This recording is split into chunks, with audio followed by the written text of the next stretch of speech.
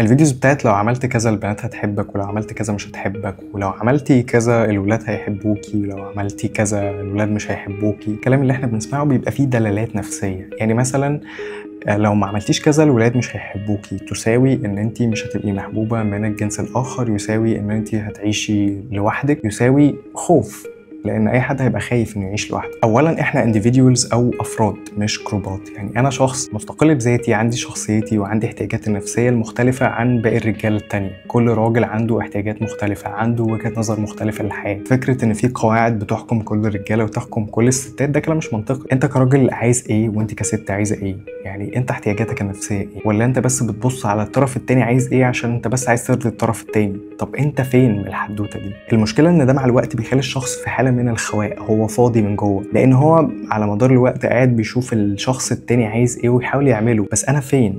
انا فين شخصيتي؟ انا فين الحاجات اللي انا عايزها، الحاجات اللي انا بحبها، الحاجات اللي انا بختارها؟